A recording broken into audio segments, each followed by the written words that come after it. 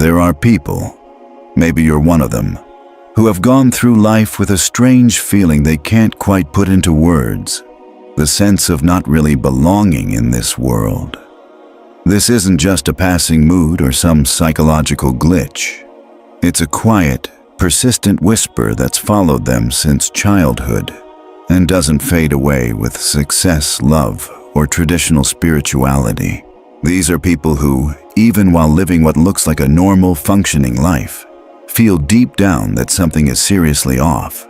The way the world is set up, how their body reacts, the very logic behind suffering and death. This book is for those souls. It's not trying to convince anyone or offer scientific proof the usual way. It's not about fueling conspiracy theories or hiding behind vague mysticism. What this book presents is something more radical than just feeling out of place. It's not a problem with your nervous system or some buried trauma. It's a clue, a crack where a forbidden truth leaks through. A sign that your soul remembers something it can't explain but hasn't completely forgotten. Throughout history, religions have tried to tame this longing for something beyond, giving it names, rules, mediators, and punishments. Science has tried to explain it away, boiling everything down to brain chemistry or evolution. But none of these explanations can erase a deep suspicion that's carved into the core of human experience. That we were thrown into a simulation we didn't create, with bodies we didn't design, governed by rules we never agreed to. That suspicion isn't paranoia, it's memory. This book puts forward a thesis that might unsettle some and free others. Humanity, as we know it, is the result of an intervention. The human body wasn't made solely by natural evolution but was altered, programmed and limited by intelligences whose goal wasn't to expand consciousness but to contain it. Our spiritual amnesia isn't natural. It's a built-in constraint. And all the ways we feel out of place, the body's fragility, our reliance on artificial systems, emotional confusion, repeated suffering, aren't signs of our flaws, but proof that we weren't meant to fit this world. At least, not without waking up. But this isn't a book about cosmic victimhood. It's not about blaming unseen forces or condemning the world as a trap. Quite the opposite. It's a guide for remembering, rebuilding, and awakening. A blend of the deepest Gnostic, Hermetic, and mystical teachings throughout history, combined with insights from modern science, energy biology, and consciousness physics. Its goal isn't to help you escape Earth, but to break the mental cage that stops you from realizing that, at your core, you are the original spark before any manipulation. Those who open this book with an open heart and mind will find more than just words. They'll find a mirror. We won't tell you who you are, where you came from, or where you're headed. But we'll give you the keys so you can remember it yourself, not through belief or ideology, but through direct resonance with a truth coded into your consciousness before time. This book is for those who feel out of place, but refuse to give up. For those who know their pain has meaning, who feel their soul isn't from this world, and whose purpose isn't to just fit in but to transform. It's for anyone who's looked up at the sky full of questions, somehow knowing that what they were searching for was already searching for them. Chapter 1. The Body That Doesn't Belong. Anatomy of an Anomaly. Traditionally, the human body is seen as the peak of evolution, a result of millions of years of adaptation turning a primate into the planet's dominant species. But this story, widely accepted in science and culture, starts to fall apart under closer examination. Rather than a perfectly adapted machine, the human body feels contradictory, flawed, even awkward compared to other species. When you really look at how it functions, you don't see a peak, but a patchwork. Something that seems forced together, with parts that don't fully fit. like something or someone jumped into the natural process. Take human skin, for example. Unlike most mammals, we don't have built-in protection like fur. Other animals face the elements naturally. We rely on clothes and gear just to handle small temperature changes. A slight drop in temperature can trigger intense reactions: shivering, fever, congestion, inflammation. The sun, the source of life, can burn us, give us cancer, and age us prematurely. It's strange that a creature supposedly born on African savannas reacts so badly to sun exposure. Even birds and reptiles, with their special feathers and scales, have a better relationship with the sun. How do we explain that the most advanced species needs layers, umbrellas, and sunscreen just to avoid skin damage from the very sun that gave life? Our feet show another structural mismatch. Without shoes, they can't handle direct contact with the ground for long without injury. Other animals walk, climb, and run barefoot without issue. Humans depend on technology just to get around. This isn't a matter of comfort. It's a real inability to adapt. The arch, heel, and toes all suggest our feet weren't built to walk barefoot on natural surfaces. What kind of evolution makes a creature that can't move through its environment without daily artificial support? Our need to cook food is another overlooked oddity. Most animals eat raw food without any problem. Humans, on the other hand, have to cook almost everything they eat to avoid getting sick, dealing with toxins, or just to digest it properly. Our teeth aren't built for tearing raw meat. Our digestive system can't handle many vegetables unless they're cooked first. And we're vulnerable to infections if we don't clean fruits and greens thoroughly. All this suggests that our digestive system isn't fully adapted to the diet available on Earth.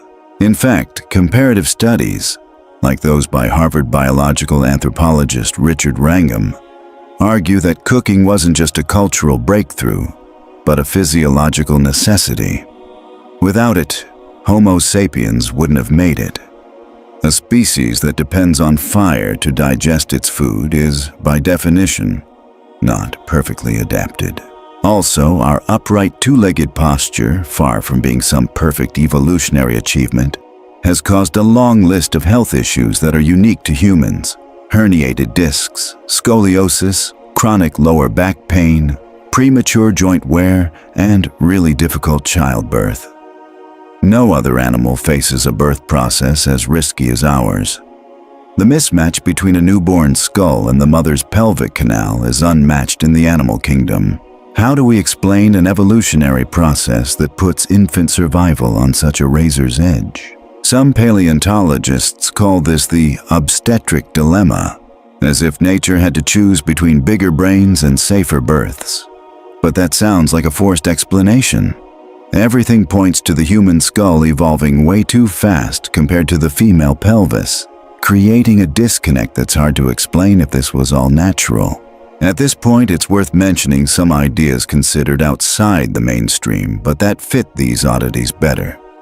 Lloyd Pye, an independent researcher known for the star-child skull, offered a bold but thoughtful hypothesis. Modern humans aren't just the product of earthly evolution, but the result of outside intervention. In his book, Everything You Know Is Wrong, Pye presents lots of evidence showing how Homo sapiens break all the known evolutionary rules. For example, our DNA has long stretches of junk DNA, sequences that don't code for anything but are way too complex to be random. According to Pye, these could be leftovers from non-earthly genetic tinkering. The idea of genetic intervention isn't new. It shows up symbolically in many ancient texts. The Sumerians talked about the Anunnaki, those who came down from heaven, who made humans by mixing clay with divine blood. The Book of Enoch tells of the Watchers, who came down and took human women, creating a new race. Gnostic stories about the Archons, beings who build bodies but lack spirit, support this idea that the human body might be a kind of prison, a biological shell designed to contain a consciousness not originally from this world. Seen this way, our body's fragility isn't a flaw, it's a built-in limit. Scientifically, the sudden jumps in evolution without clear fossil links challenge the idea of slow, gradual change. Homo habilis, Homo erectus, and Homo sapiens look like separate species with no clear anatomical bridges. The sudden appearance of complex thinking, language, self-awareness, abstract planning is tough to explain by random mutations alone. Why didn't any other species develop a similar brain? Why didn't Neanderthals, with brains just as big or bigger, create technological societies? The uniqueness of the human brain is so striking that some neuroscientists, like Terence Deacon, suggest language didn't evolve gradually but appeared as a sudden leap in complexity. If we think of the human body as a container for consciousness from elsewhere, many failures suddenly make sense. A body put together quickly, from local materials, limited in what it can do, and controlled by a delicate nervous system fits the idea of forced adaptation much better than smooth evolution. Take the immune system. It sometimes attacks the body itself, autoimmune diseases, or overreacts to harmless things like pollen or dust. This oversensitivity points to poor calibration. Maybe Earth's environment is actually a somewhat hostile place for the human body. This mismatch goes beyond the physical. Studies in bioresonance and biophotonics show our body's electromagnetic field is constantly clashing with Earth's natural fields. The link between the Schumann resonance, 7.83 Hz, and the human brain, although documented, feels more like a cultural adjustment than a biological one. The popularity of practices like meditation, grounding, and conscious breathing suggests our bodies have to work hard to stay in sync here. It's like the consciousness inside wasn't made for this planet's vibrations and has to keep realigning itself. Could a truly advanced intelligence create a being this fragile, dependent, and prone to collapse? Or are we looking at a simulation of life, an incomplete copy, a failed or deliberately limited experiment? This chapter isn't about giving answers, but about asking questions. The question you should keep in mind isn't if this could be true, but why it's never openly talked about. The body you live in might not really be yours, and just that idea, taken seriously, changes everything we think about existence. Chapter 2. The Exiled Soul. Consciousness inserted into dense matter. It's not really the human body, flawed as it may be, that shows how disconnected we are from this world. It's consciousness, that part of us that can see suffering, long for something infinite, remember things it never actually lived, and cry for what hasn't even happened yet. Sure, a brain structure can explain reactions, memories, even emotions, but it can't hold the vastness of a consciousness that goes beyond time, questions where it came from, and aches because it can't figure out its purpose. What kind of earthly setup could create a being that sacrifices itself for ideals, loves what can't be seen, and longs for the impossible? That's where the real mystery begins, not in the body, but in the flame burning inside. In the Corpus Hermeticum, a key text of Hermeticism, humanity is described as having two parts.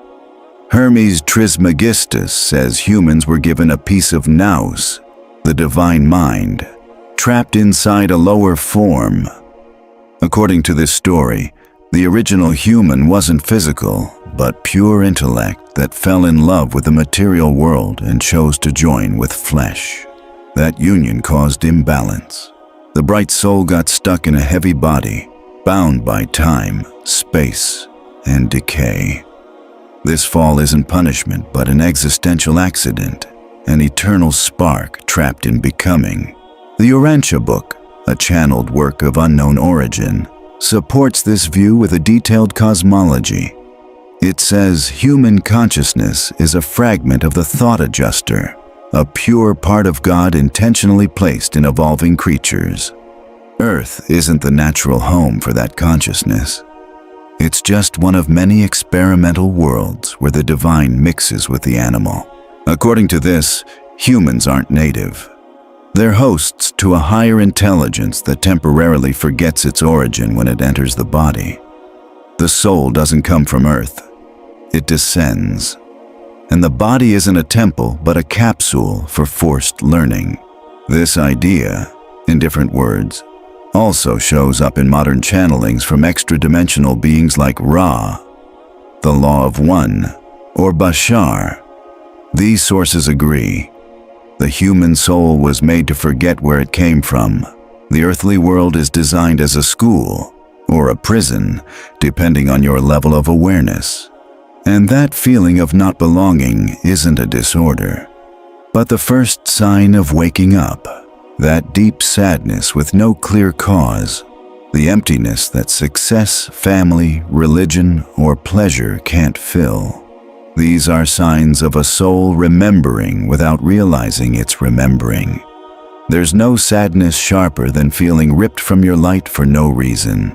Mystics from all traditions have described this. St. John of the Cross called it the dark night of the soul. Not an emotional low, but a rupture between the divine spark and its exile on earth. Sufis sang in poetry of the beloved's memory, a metaphor for lost origin. Vedantins talked about Atman as the forgotten reflection of Brahman, and life as Maya, or illusion. They all come back to the same idea. Consciousness didn't evolve here. It was brought in, placed inside matter to experience the illusion of separation. Since then, it's been searching, without knowing what it's searching for or where to find it. But it keeps searching. Science has tried to reduce consciousness to a byproduct of brain activity. While it's found brain patterns linked to experiences, it hasn't explained how consciousness itself arises. How can a bunch of electrical signals create a self? What chemical mix gives rise to nostalgia, a feeling involving time, idealism, desire, and loss all at once? David Chalmers calls this the hard problem of consciousness, and it's still unsolved. Some quantum physicists suggest consciousness is non-local, that it doesn't live in the brain but uses it as an interface. This may sound out there, but studies of near-death experiences, non-local memory, and quantum entanglement are giving this idea more weight. So the soul isn't a product of evolution, but something that existed before. The body isn't its origin, just its current limit. This explains the constant tug-of-war inside us. On one side, animal instincts, reactive, reproductive, adaptive. On the other, an immaterial drive toward the eternal, the beautiful, the true. No one teaches us to watch a sunset and feel it sacred. No one instructs us to be moved by a poem, to fight for justice, or to cry at a song. These feelings aren't just survival tools. They're echoes of a place where beauty is real. Love is a vibration, and meaning is structural. The exiled soul lives behind a veil. That veil looks like confusion about who we are, but also a deep desire to come home. The longing for home is universal, though it takes many forms.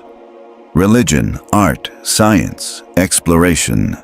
Every human effort to transcend, connect, and understand is a reflection of that hidden memory. The soul wants to return but doesn't know where to go. It knows it doesn't belong here but doesn't know how to leave. This is the original tragedy. Knowing something's missing but not what. Feeling incomplete but not why. Wanting unity while stuck in brokenness. Yet this exile isn't random or meaningless. Esoteric traditions say consciousness came down by choice. that it wasn't thrown here but offered itself as a spark of light in a world without memory. The soul chose to forget in order to remember, chose to become dense to learn how to expand, chose limits in order to grow beyond them. From this point of view, exile isn't punishment, it's initiation. Earth isn't a prison but a challenging labyrinth, and the body, with all its limits, is the crypt where light can be reborn, if it's sparked from within. The paradox is clear. The soul doesn't belong here, yet it's here by choice. It doesn't fit, yet it's here to learn how to fit without losing itself. It can't be fully itself trapped in matter, but it can shine through it from the inside. So, the goal isn't to escape the body, but to spiritualize it, not to destroy it, but to transform its purpose.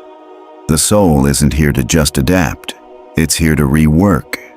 Not here to forget, but to remember, fully awake. This outlook turns existential pain into a map.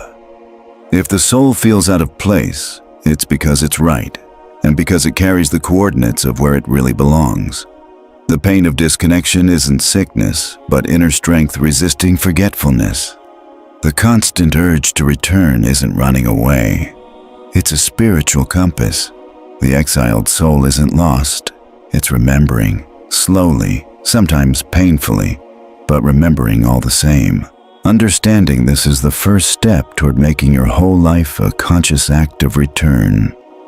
A return not about space, time, or even mind, but vibration. Back to the original frequency, before exile, before flesh, before time, only unity. That's where the work of redeeming matter begins, not to destroy this world, but to make it a reflection of the one we were never supposed to forget. Chapter 3. The Counterfeit Creator. Demiurges, Archons, and the Prison of the Genome. Any story about where we come from has to ask a fundamental question: who created us? Not just biologically or evolutionarily, but at the deepest level. Who designed the physical body we live in, with all its limits, contradictions, and mismatch with nature? Traditional religion says a good, all-knowing God made everything. But Gnostic and esoteric traditions, silenced for centuries and often persecuted, offer a very different and, in many ways, more logical answer to humanity's strange existence. We weren't created by the true God. We were made by a lesser creator, a demiurge, who thought he was God. This being shaped a flawed world and imperfect bodies, helped by entities called archons. The Apocryphon of John, a key Gnostic text from Nag Hammadi, tells this story. It explains how Sophia, an emanation of the fullness, Pleroma, made an imperfect idea without permission.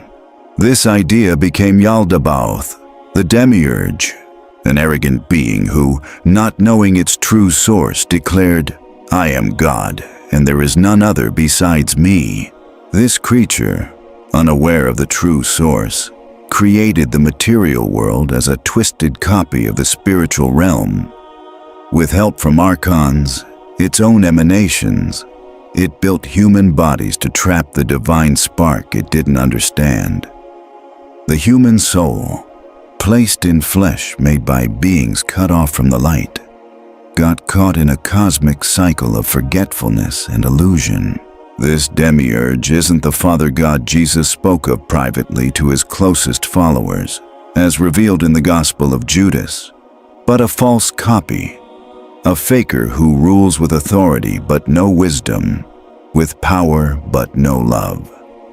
That forbidden gospel shows Jesus didn't see Yahweh as his Father, but as a lesser power who stole the creator role. To Judas, the only one who truly got it, he revealed that humanity was created by mistake, and only those who see the material world as illusion can be free. So there's a sharp divide. One God creates bodies, the other breathes spirit. Mixing them up means living in chains. El Misterio by Belikin Avilca, a secret Argentine occult text, takes this further. It describes humanity's spiritual capture through genetic tampering by beings linked to Yahweh, Yaldabaoth, aiming to trap the Hyperborean spirit in human form. According to this, genetic manipulation was designed to stop the soul from remembering its origin. The human body, with altered DNA, acts like a filter system. The spirit's original vibration is buried under layers of biological programming that answer not to the whole, but to the demiurge. Here, DNA isn't just instructions for cells, it's a tool for metaphysical captivity. This isn't just mythology. Modern genetics has uncovered troubling facts about the human genome. For a long time, 98% of DNA was called junk because it didn't code for proteins. But new research shows these non-coding parts play major roles in controlling gene expression. What if those non-coding sections are actually locked programming blocks, designed to keep spiritual memory sealed off? Researchers like Rupert Sheldrake have suggested the existence of morphic fields, non-physical patterns that shape how genes express beyond the DNA code itself. From this view, the soul is an informational field trying to break through matter to remember itself, but facing energetic barriers built into our genes. Transgenerational epigenetics, the study of how experiences can be passed down without changing DNA sequences, shows that cellular memory goes beyond just genes. Traumas, fears, emotional patterns, even sensory preferences can be inherited from one generation to the next without direct genetic changes. This suggests the human body holds information in ways more complex than we thought, and maybe there are epigenetic blocks designed to keep us asleep. A system programmed to repeat fear, submission, and self-destruction. As if the human genome wasn't just altered to survive, but to stay unconscious. Although the science is still developing, there's enough evidence to ask, is human DNA a manipulated document? Could some codes have been artificially added to block our higher spiritual abilities? Biblical stories about the sons of God, taking human wives and fathering giants, the Nephilim, or the Book of Enoch's tales of fallen angels teaching forbidden knowledge, can be seen as accounts of genetic mixing. One thing is constant across these stories. Higher knowledge was blocked, races were corrupted, and a control system was put in place, based on bodies made to serve, not to transcend. Hermetic tradition, though less literal, also points to this split between the true creator and the blind architect. In Poimandres, the first treatise of the Corpus Hermeticum, the celestial human, seeing itself in matter, descends and gets trapped. That matter wasn't created by nous, but by a chaotic shadow substance. The architect of this lower world has no knowledge of the eternal, only the ability to copy it in temporary forms. This architect is the demiurge, and his creation is the human body. A distorted reflection of the glorious body the soul longs to reclaim. If we accept that the human body was designed by an inferior intelligence, then life on Earth as we know it is a simulation, not genuine creation. It's a testing ground, but also a place of deception. When consciousness incarnates, it submits to a preset operating system that limits what it can do. Not just biologically, but perceptually. Our nervous system is set up to pick up only a tiny slice of the electromagnetic, auditory, and visual worlds. Reality's full vibrational field is much broader, but the body is designed not to notice it. This is the demiurge's plan, to create a world that seems complete, but hides what really matters. The genome's prison isn't a mistake. It's a strategy. Every cell in our body carries programming that ties it to fear, pain, and ignorance. Yet at the same time, each cell holds a memory of another vibration. The soul wasn't wiped out. It was silenced, but not destroyed. The goal of this book is to wake up that hidden vibration, to activate the dormant code, and to reopen the frequency of remembrance, not through blind faith or empty rituals, but through real understanding. Only those who understand can break the programming. Only those who see the fake creator for what it is can reach for the light that came before. And that light isn't somewhere outside, lost or distant. It's inside, locked in every molecule, waiting for the soul, despite the genetic cage, to remember it never fully left its original home. The code may have been changed, but the key wasn't destroyed, just hidden. Now is the time to find it. Chapter 4. The Seed Races. Earth split into 1,000 fragments. The official story of humanity is crafted to look like a closed, Earth-only process, free from outside influence. But if you move beyond biology and look at deep spiritual traditions, marginalized texts, and stories preserved by non-mainstream cultures, a very different picture emerges. Humans aren't a pure race or a random evolutionary accident. We're the product of interstellar seeding. Multiple star civilizations intervened over time, each with different goals, creating a complex genetic, spiritual, and energetic web that explains both the contradictions inside us and our hidden potential. The oldest records pointing to outside intervention are the Sumerian texts, especially the cuneiform tablets of the Nippur corpus, where the Anana or Anunnaki first appear. In the Epic of Atrahasis, there's a clear description of human creation. Mix the clay with the blood. Let God and man be bound in clay. Atrahasis, Tablet 1, lines 256-260. This act was meant to solve a rebellion among lesser gods, the Igigi, who refused to keep working for the greater gods.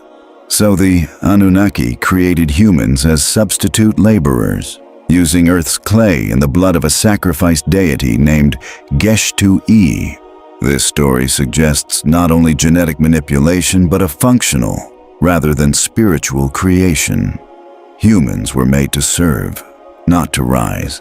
The idea of forced hybridization is expanded in modern channeled texts like The Prism of Lyra by Lissa Royal and Keith Priest. They describe humanity as the result of a long line of genetic crosses between star races, each with different purposes.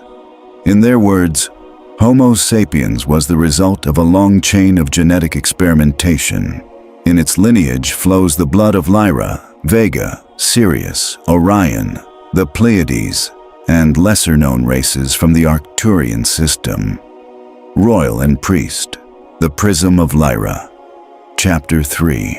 This mixed lineage wasn't uniform. Some races aimed for the soul's spiritual growth, while others wanted control, domination, and energy extraction. That genetic mix explains why humans can show both deep compassion and irrational violence. These aren't just psychological contradictions. They're inherited codes from races with very different evolutionary goals. The Terra Papers by Robert Morning Sky, a descendant or guardian of Pleiadian initiatic accounts passed down orally through his lineage, offers an even more detailed story. According to the document, Earth was the battleground for a long war between stellar empires. The Sea, or Syrian, Enki, scientific beings from the Syrian line, wanted to free humanity, while the Anil, Anu, Enlil, military leaders aimed to keep control over Earth's population.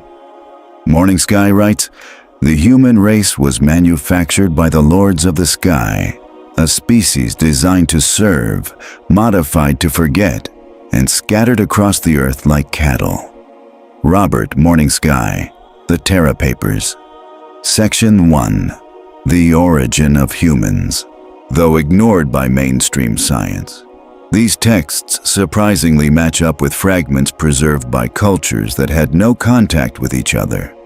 In the Dogon myths of Mali, for example, there's a story of beings from Sirius B, called the Nomo, who taught agriculture, astronomy, and spiritual rites. The Dogon priest Ogotemeli, recorded by Marcel Griaule in 1931, said the Nomo came down in a boat of fire, taught men, and then returned to the sky. This invisible star, unknown to the naked eye until modern telescopes, was already known to them as a white dwarf companion to Sirius A, something considered impossible for their time. Could these traditions be describing the same events as modern texts, just in different symbolic languages? It's possible modern humans are the product of multi-origin programming, with both potentials for awakening and systems for control built in. From this viewpoint, Earth's test isn't just an evolutionary step, but a multi-dimensional lab. Each person carries complex coding that responds to many impulses. Moral choices, soul movements, drives toward creation or destruction aren't just personal lessons. They're echoes of stellar memories competing for activation. Free will, so celebrated in spiritual teachings, only makes sense within this genetic spiritual struggle. To choose is to activate a dormant lineage, a unique frequency among the many living in the quantum field of the self. In technical terms, this idea aligns with Rupert Sheldrake's theory of morphogenetic fields and research on harmonic resonance in DNA. Quantum biology is starting to see DNA not just as a physical blueprint, but as an antenna that can receive and send frequencies. This suggests that certain mental, emotional, or environmental states could wake up genetic segments dormant for generations. What we call spirituality may actually be vibrational genetic engineering. Rituals, meditation, and inner practices might literally switch on the stellar parts of our human code. So Earth isn't just humanity's home. It's the meeting point of many races, experiments, and crossed agendas. It's the stage for a quiet battle between memories fighting to control the soul's inner story. The real test isn't survival or adaptation, but remembering and choosing which lineage you'll serve. The one programmed to forget, or the one that seeded liberation codes. That choice isn't made by words or beliefs.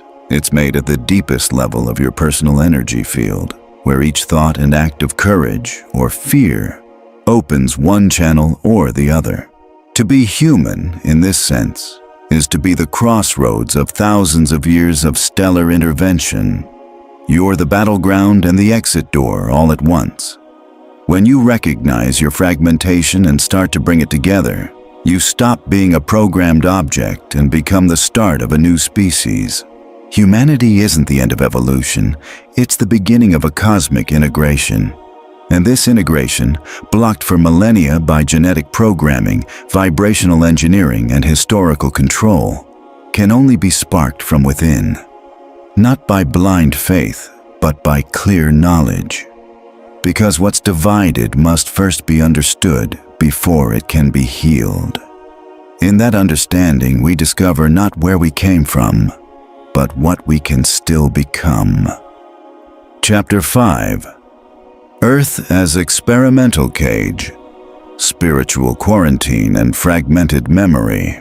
If the human soul doesn't remember where it came from, it's not because it lacks intelligence or spiritual desire. It didn't forget by accident. It was made to forget.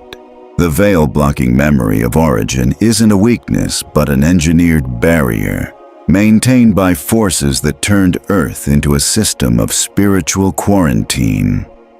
This quarantine isn't just metaphorical. It's an energetic, mental, and vibrational setup that traps incarnate consciousness, blocking access to cosmic memory and limiting its power to manifest. The Book of Enoch, Ethiopic version, tells how a group called the Watchers came down to Earth and disrupted the original order. Their intervention brought forbidden knowledge that corrupted pre-flood civilization and caused genetic and spiritual contamination, sealing off access to higher realms. The text says, "And they taught them enchantments and root cuttings, and made them acquainted with plants. And the women conceived and brought forth giants. And when men could no longer sustain them, the giants turned against them." Book of Enoch, Anonymous. Beyond symbolism, this story points to a deep break in spiritual consciousness flowing into humanity. The Watchers inserted a code foreign to the divine order. Since then, humanity has been caught in cycles of repetition, forgetting, and suffering. The presence of these beings caused a shift in vibration that cut earthly consciousness off from the universal matrix. This disconnection is what we now call the veil of forgetting. The same idea is explained from a more technical, vibrational perspective in the Law of One, a series of teachings channeled by an entity named Ra through Carla Ruckert. Ra says, Earth is a third-density planet, where a veil has been placed between the conscious mind and the unconscious mind to allow free will to develop. Without this veil, learning would be impossible because the truth would be obvious. Here we learn that forgetting isn't just imposed. It's part of an experiment designed so the soul, faced with isolation, chooses to remember. But that same veil has been manipulated by other intelligences who, by interfering with the original plan, turned what was meant to be an evolutionary lab into an energetic prison. The difference is subtle but critical. It's not that Earth itself is poorly made, but that it's been encapsulated. It's not the planet that blocks remembering. It's the mental layer projected over it, maintained by thought systems, emotional patterns, doctrines, traumas, and subtle technologies that feed the illusion of separation. Though invisible, this veil has clear structures. One is the collective belief system upheld by formal education, mass culture, official history, and reductionist science. From early on, people are trained to distrust intuition, to see their inner life as irrelevant, and to look for truth outside themselves in external authorities. They're taught to look outward, not inward, to memorize what's taught, not recall what's innate. This programming densifies, fragments, and throws off the soul's vibratory field. The soul doesn't forget by nature. It's taught not to remember. Another part of the veil is conditioned emotionality. Fear, guilt, shame, and compulsive desire are low frequencies that block consciousness from expanding. These emotions aren't just biological reactions. They're frequencies induced by cultural, religious, and political stories designed to keep people in a constant state of reactive survival. While consciousness is busy reacting, it can't remember. Fear, as both Eastern wisdom and modern neuroscience explain, limits access to the frontal lobe, the center for vision, creativity, and spirituality. The limbic system takes over, and the soul gets stuck in a defensive loop, unable to grow. Energetically, this quarantine is supported by artificial fields created by the collective mind. Rupert Sheldrake's theory of morphic fields describes how every species and society generates a shared memory that influences its members. In humanity's case, this memory is clogged with trauma, war, lies, and manipulation.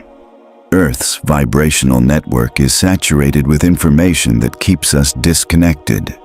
That's why remembering our origin isn't just introspection. It's a break from a global psychic web that acts like a gravitational pull on consciousness. The astral plane, the space between matter and spirit, is another part of this invisible cage. There, many entities feed on human suffering, called psychic parasites, egregores, or archons in Gnostic tradition. These beings don't need physical bodies to influence us. They operate through emotions, thoughts, and dreams, feeding on imbalance and strengthening the illusion of separation. From this view, sleep isn't always rest. It can be a battleground for interference. Many spiritual efforts fail not for lack of faith, but because they don't account for the vibrational terrain they're trying to work within. And yet, this cage isn't unbreakable. Every soul that incarnates carries an uncontaminated spark, a particle that can't be altered or distorted. It's a point of spiritual singularity still in tune with the source. Though silenced, that spark acts like a resonator, the key to awakening. It doesn't respond to outside triggers, but to inner vibrations that awaken when the soul aligns with truth. That alignment isn't reached through intellectual knowledge alone, but by fully harmonizing thought, feeling, and action. When a person starts thinking from the heart, feeling from vision, and acting from truth, the veil begins to lift. The first sign the veil is breaking is spontaneous remembrance. A vision, a certainty, a vivid dream, or a sudden intuition. The soul starts to remember not in words but in frequencies. Synchronicities happen, patterns emerge, and unknown things suddenly feel familiar. This isn't madness or suggestion. It's the frequency of origin leaking through the wall.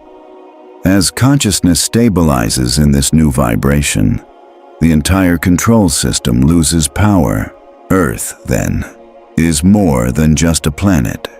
It's a living experiment testing whether consciousness can remember itself under the toughest conditions of forgetfulness.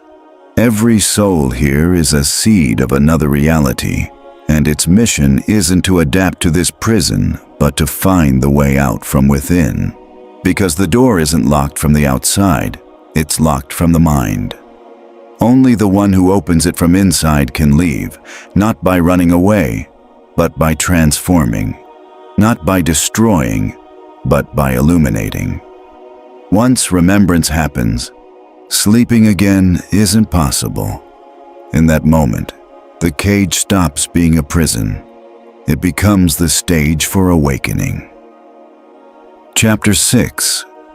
Technology of Pain. The body as a suffering interface. The human body, far from being a balanced system designed to expand consciousness, actually seems built as an interface for processing pain. It doesn't just suffer from disease, injury, or wear with surprising ease. It also reacts to its surroundings with a psychic hypersensitivity that turns it into a constant receiver of suffering. The human nervous system isn't so much made to express the soul as it is to reduce its vibration. This isn't a random flaw in the body.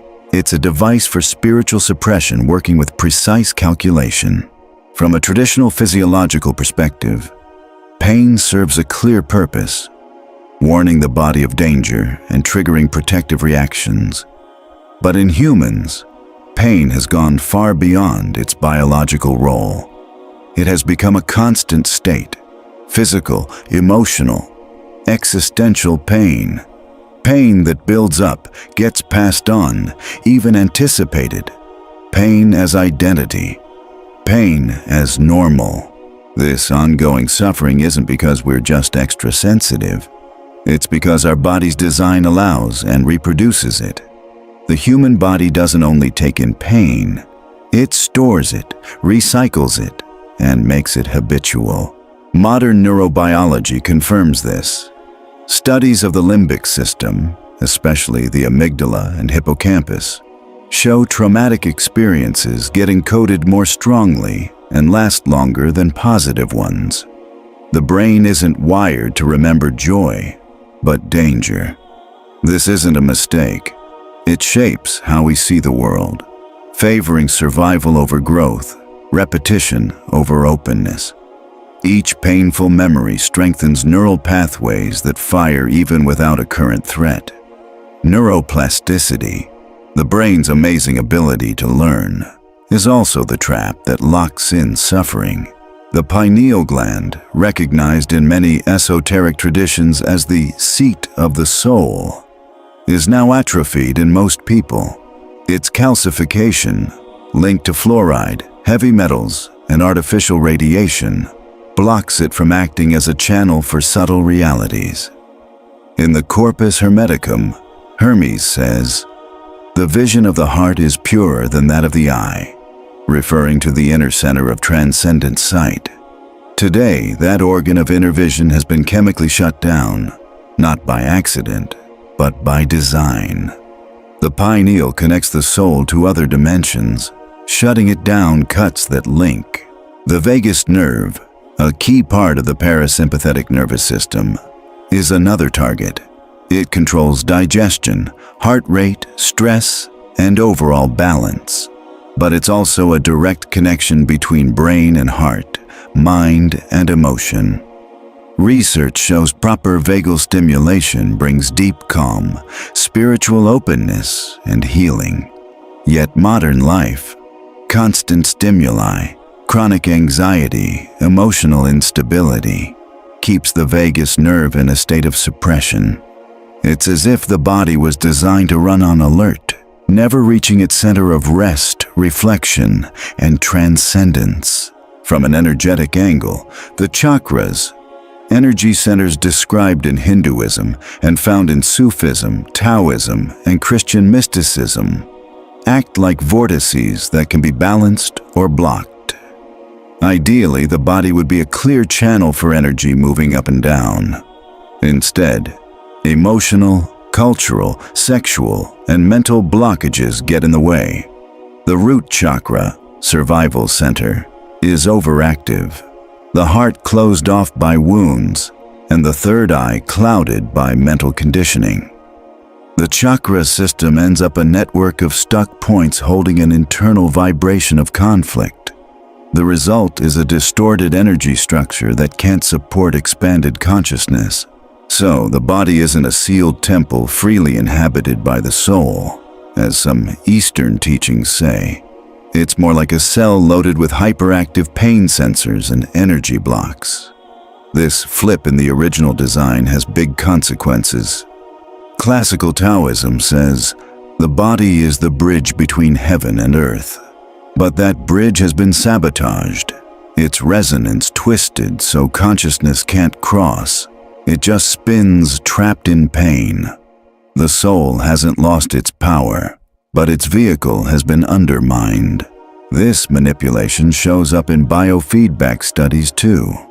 When looking at the link between emotional states and physical responses, heart rate, skin temperature, sweat, the body reacts more to negative than positive triggers. Healing from trauma takes much longer than the trauma itself, suggesting the body is designed to keep suffering alive long after the cause is gone. What happens when pain lasts for years? The nervous system rewires itself. The body becomes a field of chronic resonance that amplifies every disturbance. This isn't just metaphor, it's vibrational physics. Every body emits a frequency. A body used to pain emits a distorted one that attracts matching experiences. It's a feedback loop keeping the soul trapped in an invisible, but very real, prison. The law of attraction, often misunderstood as just positive thinking, can't work if the body vibrates with trauma. But this isn't a sentence, it's a warning. What was broken can be fixed. Neuroplasticity allows the nervous system to be rewired. The pineal gland can be decalcified. The vagus nerve can be reactivated. Chakras can be cleared. But not through empty affirmations or random rituals. Only through deep, consistent, conscious work involving every cell, every emotion, every daily choice. The soul can't shine through a body that can't hold its light. Spirit can't descend if the system can't carry its energy. That's why spiritual awakening requires biological healing. This is the core teaching hidden in every esoteric tradition. Wanting to remember isn't enough. The body must be reset. Flesh isn't the enemy of the soul. but it's been turned into an obstacle. Not because the body is bad, but because it was tampered with. Understanding this is the first step to freedom, not by rejecting the body, but by restoring its vibration. Pain isn't the teacher. It's the alarm of a rigged design. And for the first time in thousands of years, the human soul has the knowledge to shut down that system. When the body stops feeding suffering, consciousness rises unhindered. Then the prison becomes a temple, and the flesh an instrument of return. Chapter 7. Language as Trap. Broken symbols and falsified memory. If the soul doesn't remember, if the body hurts, if reality repeats like a programmed prison, it's because language has been tampered with, not just as a neutral tool, but as a device for shaping perception. Humans don't simply think with words. They experience reality through language implanted in their minds as a structural program.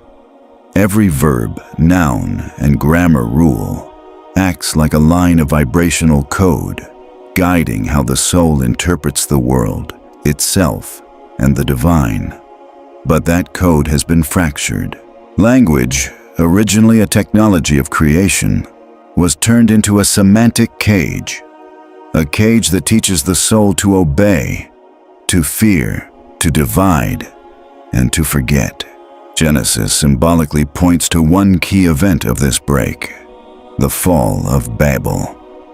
It says, "And Yahweh said, Behold, the people are one, and they all have one language, and this is what they begin to do.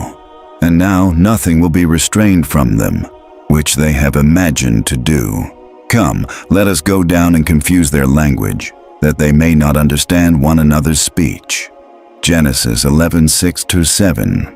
Here, humanity, unified in one language, tried to reach heaven to recover its origin.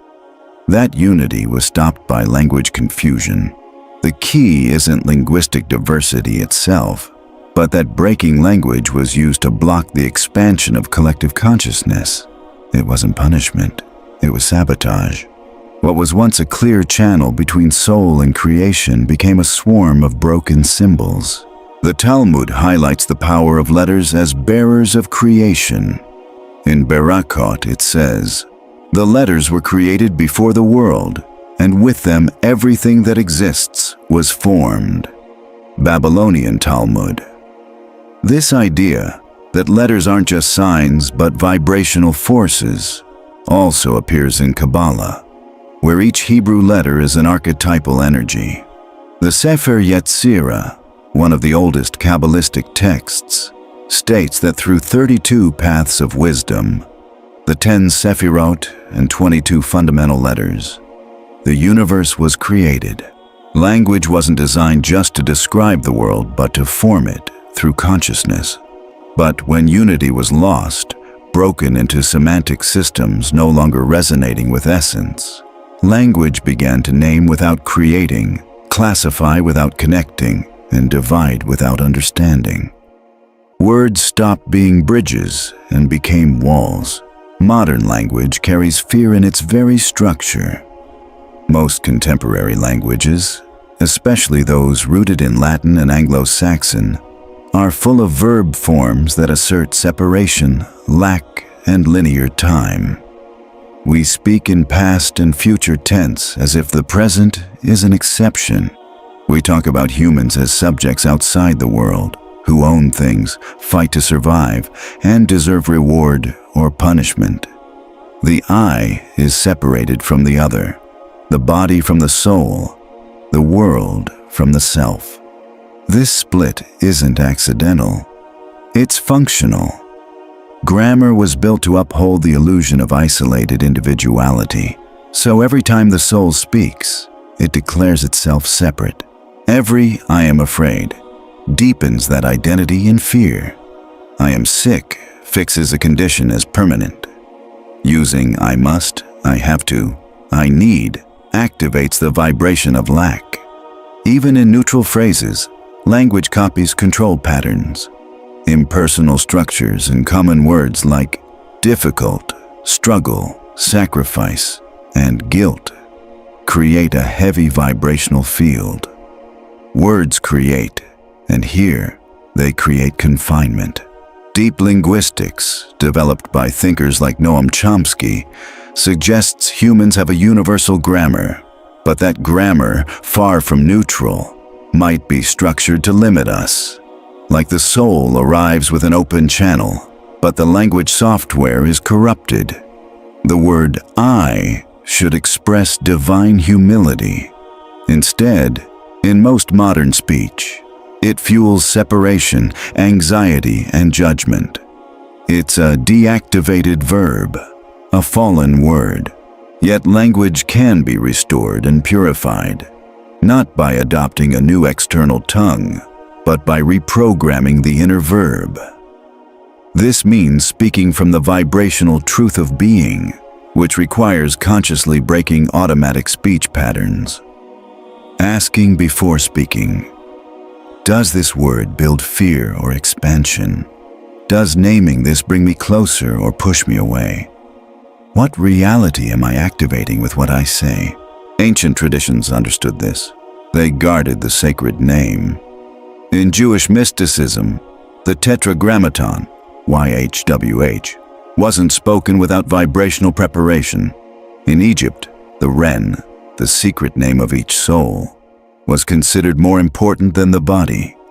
In Vedic India, mantras aren't just sounds, but frequency keys that open reality's patterns. Language has memory, it has structure, and that structure can be rebuilt. But rebuilding means healing the inner dialogue. The mind, by repeating unconscious thoughts, repeats the commands that uphold the prison. Phrases like, I can't, this is too hard, or this always happens to me, are coded lines reinforcing heavy energetic walls. Changing this language isn't about optimism, it's about vibrational survival. The soul hears and responds to the verb that names it. Reactivating the creative word starts with silence, not speeches, but attention. Listening to what's said, feeling each word's vibration, reducing verbal chaos, speaking less but with more truth. Using language as a tool for alignment, recovering ancient, vibrational, sacred words, naming what lifts, unites, and reveals. The soul doesn't need to learn how to speak. It needs to remember how it spoke before fragmentation, how it created with voice, how it shaped frequencies with the verb. In the beginning was the Word, not a myth, but a technology of manifestation. That beginning can be reawakened in any soul that chooses to speak from origin, not fear. Language doesn't just communicate, it configures reality. Every prison built with words can be undone with words. To speak from origin is to speak with power, not volume or force, but resonant truth. In that truth, the journey home begins. When the verb is restored, reality starts to obey the soul. Then language stops being a trap and becomes a path. Chapter 8. Time does not exist. The architecture of temporal deception, of all the illusions that keep consciousness in exile, time is the most powerful and the least questioned.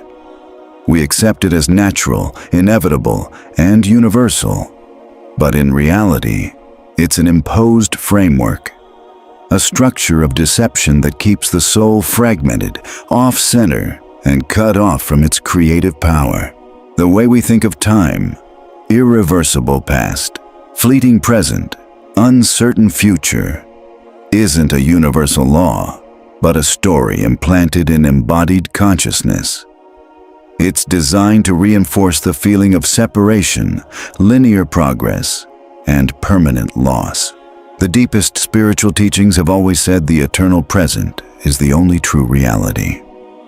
In the Gospel of Thomas, a Gnostic text left out of the Bible, Jesus says, "When you make the two one, And when you make the inside like the outside and the outside like the inside, then you will enter the kingdom.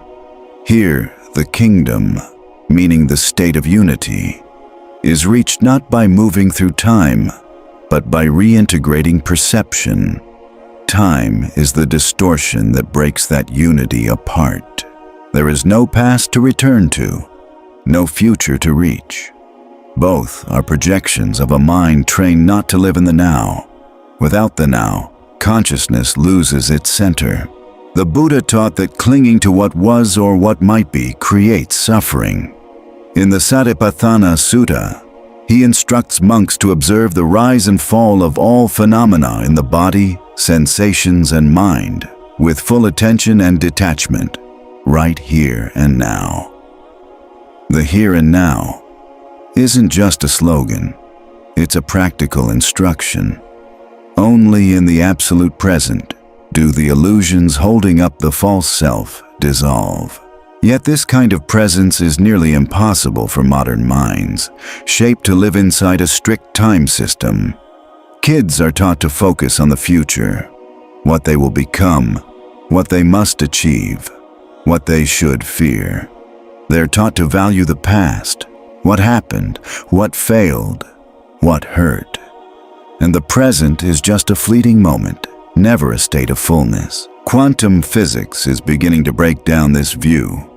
The block universe theory, supported by physicists like Hermann Minkowski and Julian Barber, says all moments exist simultaneously.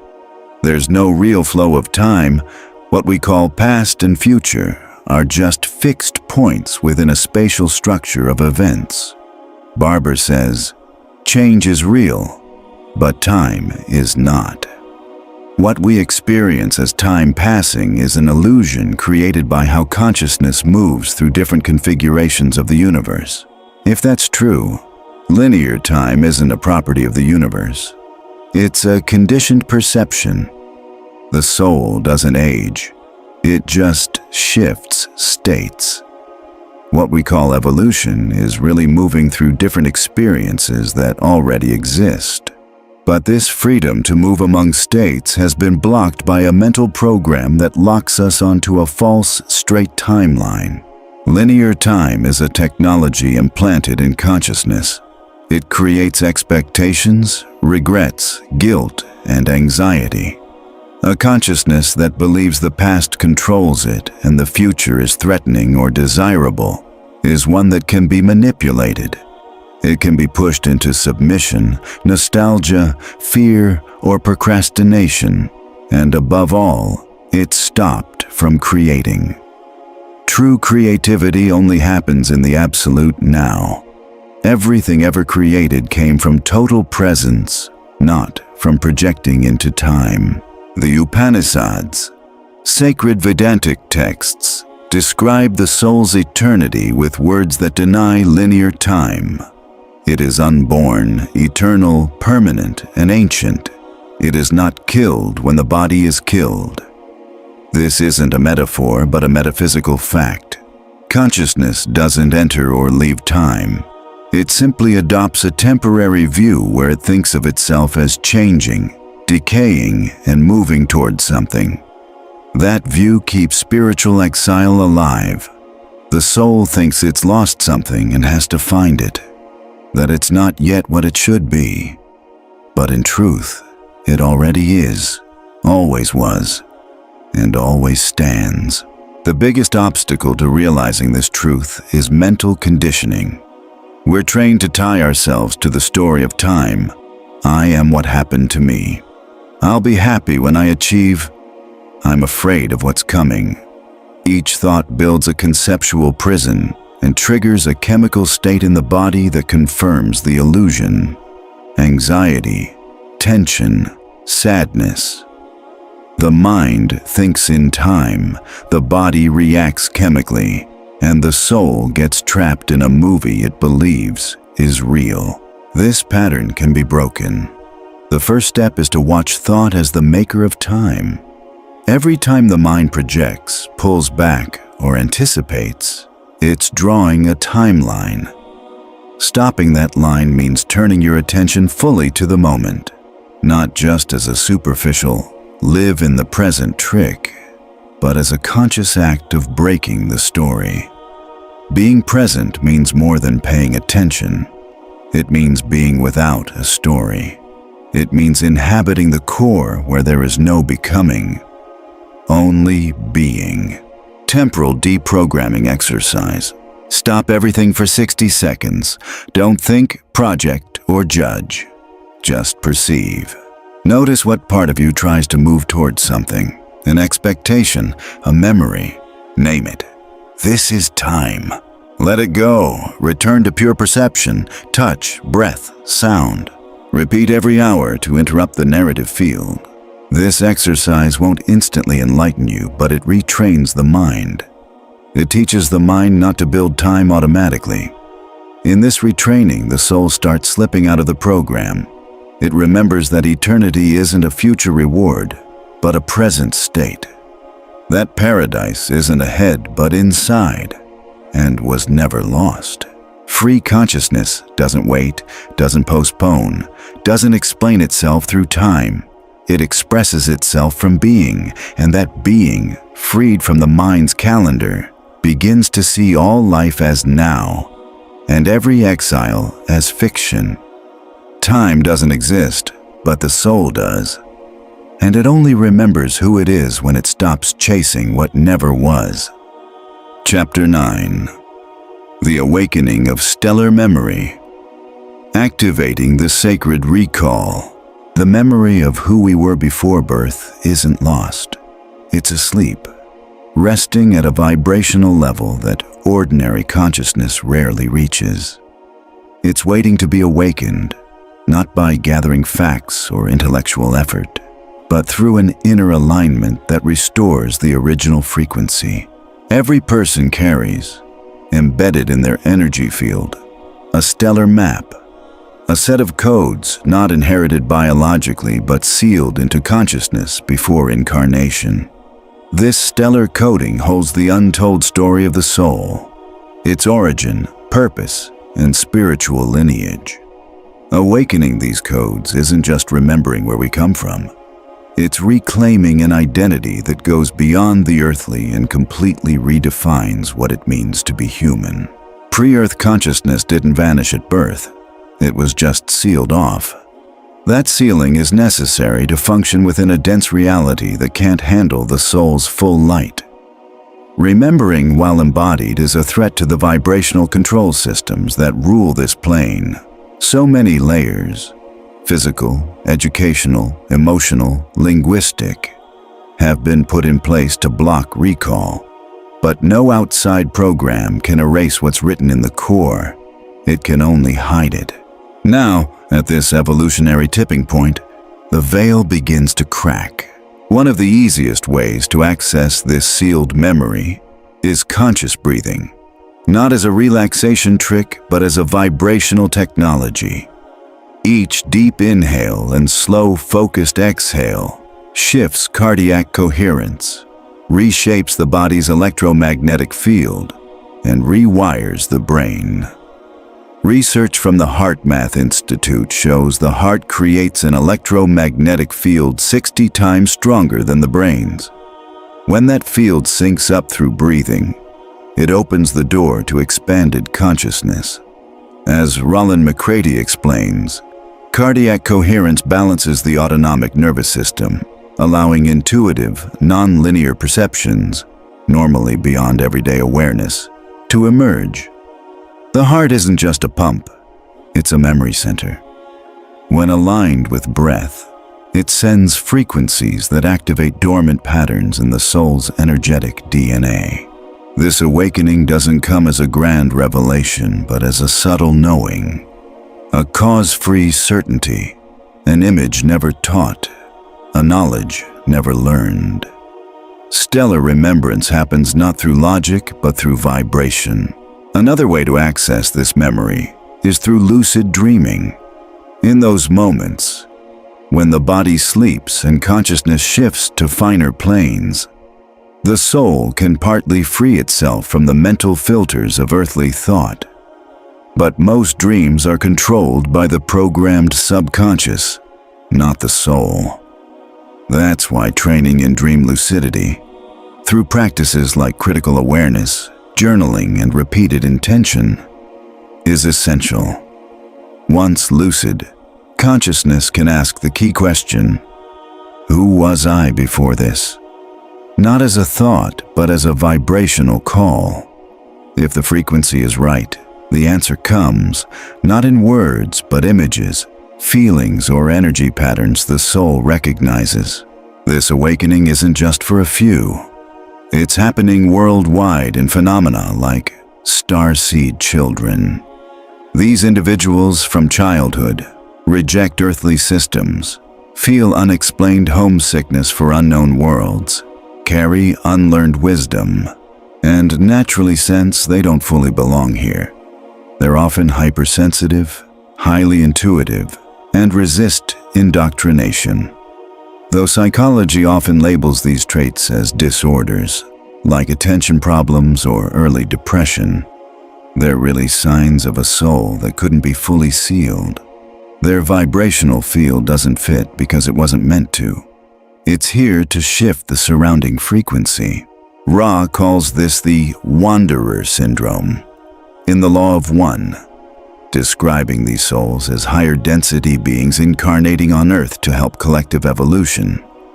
Ra says many currently incarnating aren't native to this planet. They've come as wanderers to serve but forget their original identity. This forgetfulness is part of the deal. Only one who remembers from within, without outside help, can activate the transformation code. But Earth's dense environment traps even these souls in trauma, language, and fear once they arrive. Only inner discipline, breathing, meditation, silence, radical honesty can help them cross back into remembrance. Exercise to activate stellar memory. Sit quietly without expectation. Place your attention in the center of your chest. Breathe evenly. Inhale for 5 seconds. Exhale for 5 seconds for several minutes. Ask inwardly, what memory must I bring today?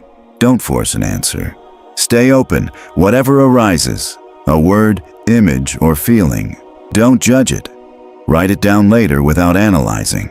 Repeat daily for 21 days. Activation is gradual. Consistency opens the channels. Sacred memory isn't triggered by a desire to remember, but by the frequency behind that desire. If the soul seeks its origin from lack, anxiety, or shallow curiosity, it won't access it.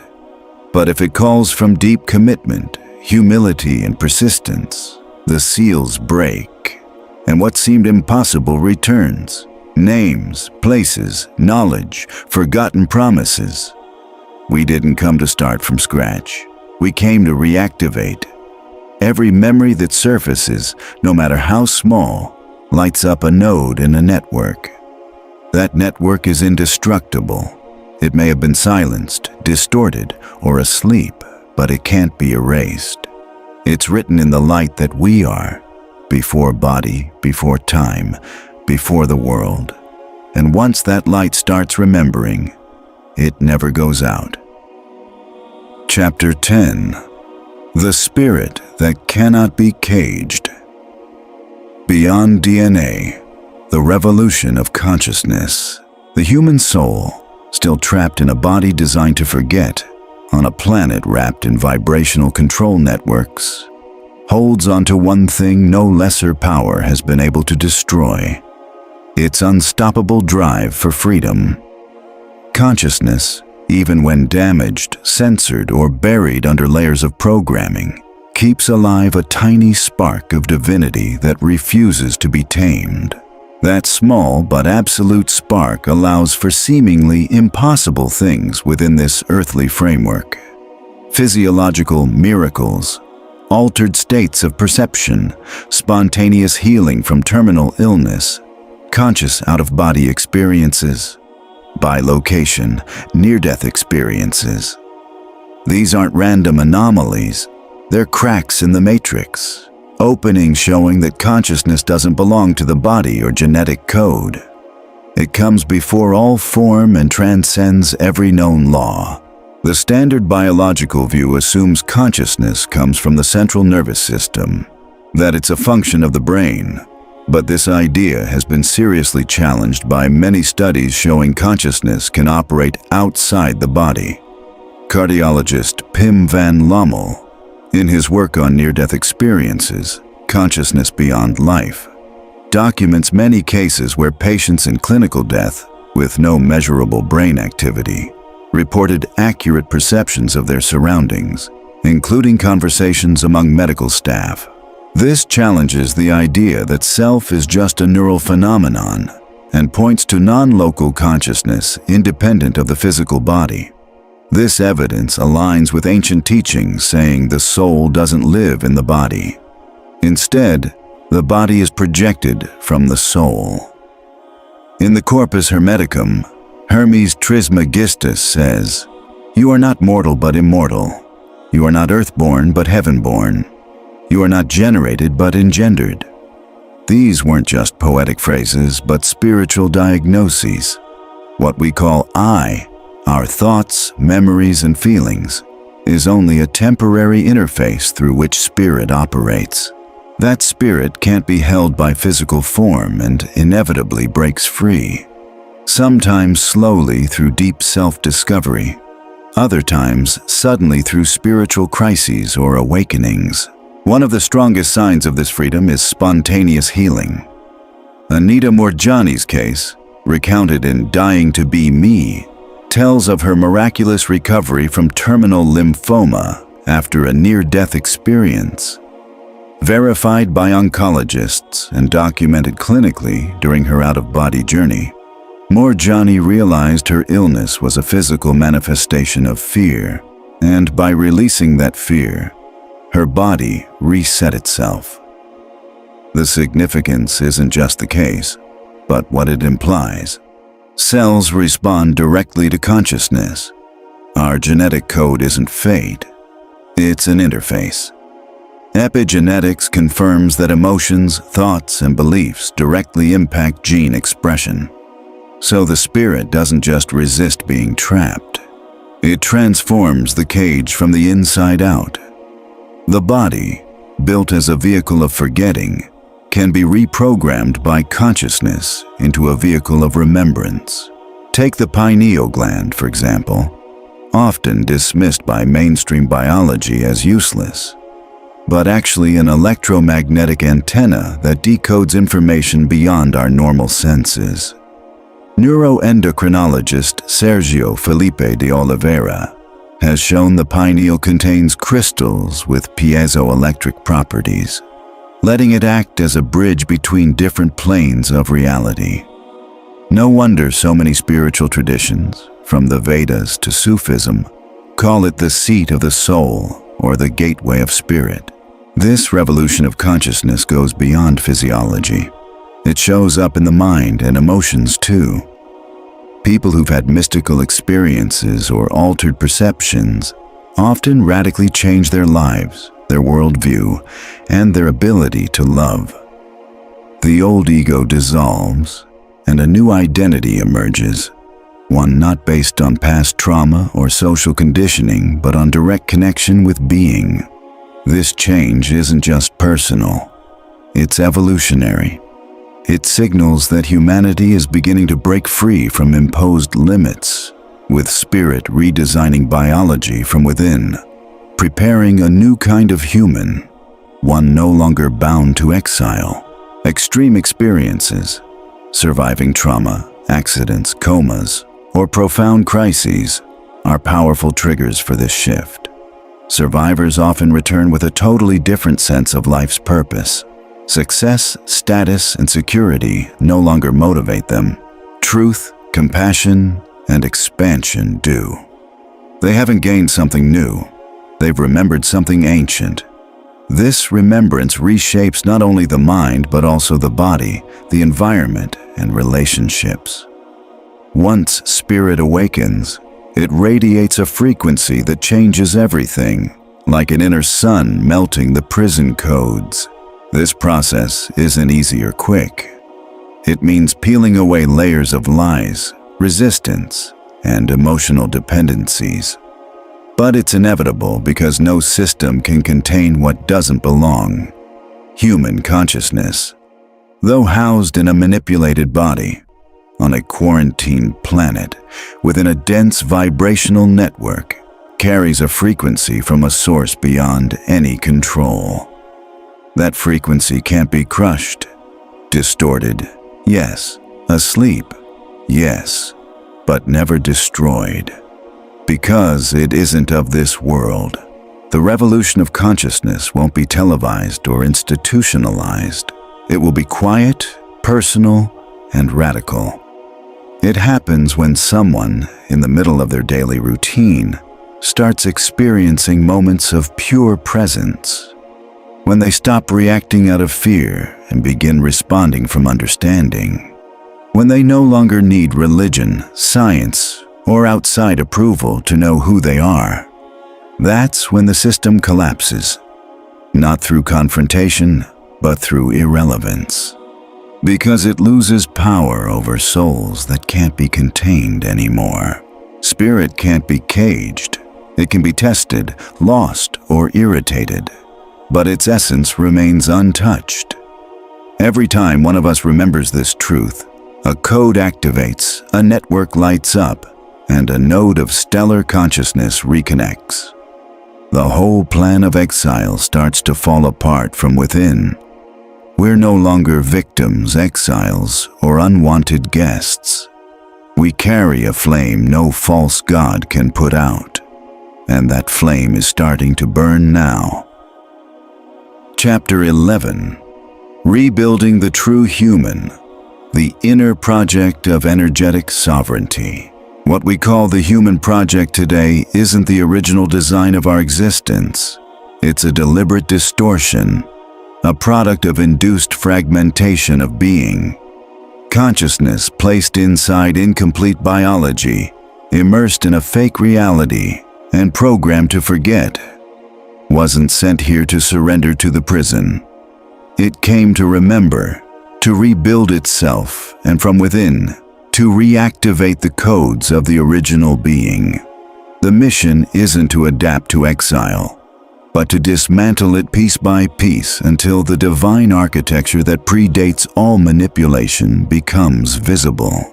Rebuilding the true human is an inner work, a process of reintegration that doesn't depend on genetic engineering or external tech, but on energetic sovereignty. The ability to govern our reality field from the deepest vibrational center of the self. This chapter offers a vision of humanity very different from common anthropological, religious, or technological views. We're not evolved animals, puppets of a jealous god, or biological algorithms controlled by a bigger system. We are units of primordial consciousness, living in an altered setting but still capable of restoring our divine blueprint. The path to restoration isn't ideological or rhetorical. It's experiential, vibrational, and intentionally quiet. This is the internal project of energetic sovereignty, a personal, irreversible, deeply spiritual process of rebuilding. The Corpus Hermeticum states, man is a double being, mortal by the body, immortal by the essence. Hermes Trismegistus. This duality isn't to be fought but integrated. The body was hijacked, but it isn't the enemy. It's the vehicle. The soul was trapped, but it isn't defeated. It's the flame.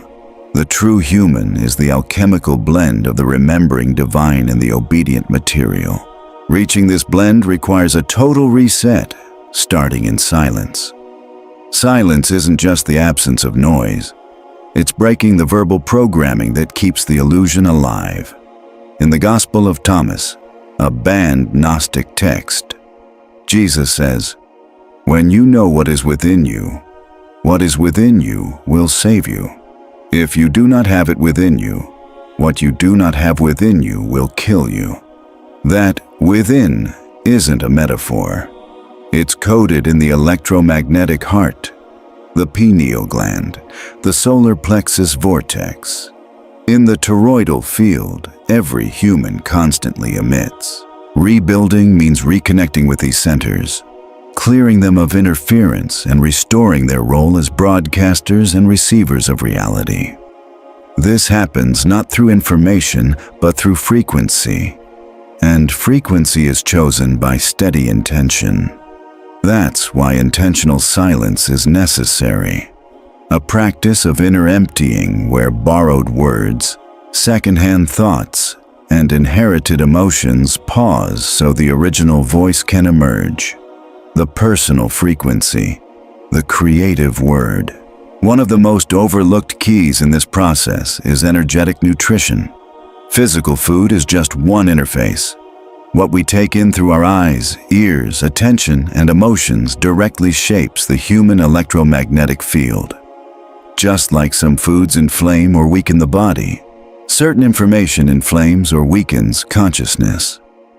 Quantum nutrition is about vibrational discernment, choosing what supports inner coherence over what just feeds immediate cravings. This kind of nutrition ties directly into cardiac coherence. Research from the HeartMath Institute shows the heart's electromagnetic field is 5,000 times stronger than the brain's. This field doesn't just send info through the body, it impacts the environment around us. When someone enters deep states of gratitude, love, compassion, or pure presence, their heart field sinks into coherent patterns that reshape their biology and surroundings. This isn't poetry. It's physics, and it's one of the most powerful energetic sovereignty tools ever taught. Recovering cardiac coherence means focusing attention on the heart, deliberately generating elevated emotional states, and holding them until they become the energetic baseline.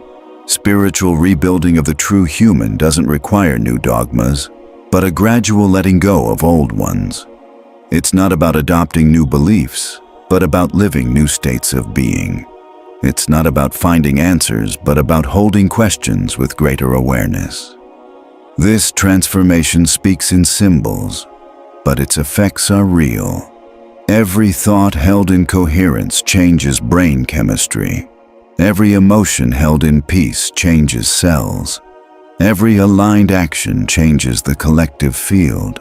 Internal alchemy, in its true sense, isn't about turning metals into gold. It's about transforming frequencies. The lead of identifying with exile has to become the gold of divine remembrance. This process calls for inner fire, steady will, radical presence, and sharp discernment. There are no shortcuts, but there are maps. And every authentic tradition has given them, even if control systems twisted their message. The Emerald Tablet of Hermes says it clearly. That which is below is like that which is above, and that which is above is like that which is below, to perform the miracles of one thing. This isn't just a saying, it's a guide. What happens in the subtle world reflects in the physical, and vice versa. So rebuilding the true human means working on the invisible with the same care we give the visible. Every thought, intention, and breath is an act of energetic engineering. There will come a time when this rebuilt human isn't the exception but the norm. Someone who no longer needs outside validation because they've reconnected with their inner source. Someone who no longer follows religions but lives the divinity those religions tried to describe. Someone who no longer sees themselves as fallen, but as a reintegrated spark. That human is being born now, in the middle of chaos, not with fireworks or political revolutions, but in the quiet silence of those who, deep within their own consciousness, remember how to be what they never stopped being. Energetic sovereignty isn't shouted, it's felt. And once felt, it can't be taken away. It's the master key that breaks the matrix, not by fighting but by seeing clearly. From that clarity, exile ends and the return begins. Chapter 12. The return to the place that was never a place. The human journey has always carried an inexplicable longing, a constant whisper not pointing to a specific homeland, lost culture, or clear memory. It's nostalgia without a map, a wound without a visible cause, a search that keeps going despite all accomplishments, relationships, beliefs, or sacrifices. What we call the spiritual path is really just a structured effort to answer that inner call telling us we're not home. But the big mistake, even in advanced esoteric traditions, has been to think there's a place to return to, a cosmic coordinate where we belong, a star civilization, an origin constellation, or a matrix of light to get back to. That idea, useful at first, must eventually be left behind. The soul doesn't come from a place. It comes from the all. The closing of this book isn't meant to give a final destination, but to break the last illusion that there's somewhere to go back to. The truth is, there is no return, because there was never a departure. Separation was an illusion. Exile was a symbolic code. The journey was a teaching hologram meant to wake us up to the fact that we were never kicked out, because we never left. Time, space, matter. These were stages consciousness created to know itself through contrast. The Gospel of Truth, a Gnostic text attributed to Valentinus, makes this clear. Forgetfulness wasn't the Father's will. It happened because the name expanded before it was understood. But when the light came, forgetfulness disappeared. Forgetfulness was the side effect of expansion, not punishment. And return doesn't mean moving. It means the veil dissolving. To return to the all isn't to move toward it, but to drop the illusion that we're separate from it. Return is the gradual fading of all forms that took the place of being. It's the final silence when there are no questions left, no desires, no identities to defend. This isn't mystical renunciation or nihilism. It's full integration. Realizing every form was a mask of the same ground, every creature a disguise of the source, every exile a lesson the one gave to itself. The idea of return, deeply rooted in religion and mysticism, is useful only while consciousness still needs an outside direction. Once a certain vibrational maturity is reached, it must be replaced with a deeper truth. There is no return because there is no outside. Many sages have hinted at this, though often in veiled ways. In the Astavakra Gyata, one of the most radical Vedantic texts, it says bluntly, "You are the one consciousness. All this is illusion. There is neither union nor separation. Remain in silence." This level of understanding isn't reached by gathering information, but by letting go of all references. In that total emptiness, an absolute certainty appears, one that doesn't depend on evidence, faith, or outside approval. It's the vibrational knowing that what we are can't be named, labeled, or searched for, because it's before all searching. At this stage, the soul realizes that feeling out of place was never a wound to fix, but a secret compass, a sacred role, an ontological tension keeping the fire of consciousness alive. The discomfort, alienation, and disconnection from the world, so many tried to numb, were actually signs consciousness was vibrating at a higher frequency, unable to fit into the prison's coordinates. Earth isn't the problem. The body isn't the problem. Not even the beings who messed with our genetics, the education system that programmed perception, or the religions that twisted the original message are the problem. All of that was part of the stage. The turning point comes when we stop looking for an exit. When we see there's no above or below, no inside or outside, that the universe itself is consciousness observing itself. And that return isn't to a star, a plane, or vibration, but to a state of absolute no-ness where the I dissolves without dying, and the all is revealed with no intermediaries. From this view, even this book stops being a map and becomes a mirror. It doesn't aim to take you anywhere. It aims to bring you back to the place that was never a place, to that eternal center where everything begins and where everything returns, but where really nothing ever moved. True sovereignty isn't about conquering worlds, changing genetics, or reaching some conceptual enlightenment. It's about the certainty of being. And that certainty isn't something you learn. It's something you remember. The rebuilt human no longer looks for meaning outside themselves, no longer asks permission to exist, no longer needs proof of the divine, because the divine is no longer something external, but the only real thing. Everything else, time, pain, history, the system, are just shadows dancing on the cave wall.